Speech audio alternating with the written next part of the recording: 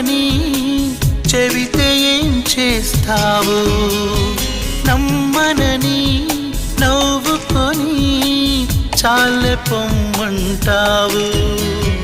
నీ మనసులోని ఆశగా నిలిచేది నేనని, నీ తనువులోని స్పర్శగా తగిలేది నేనని, నీ కంటి మై మరుపులో నన్ను పోల్చుకుంటానని,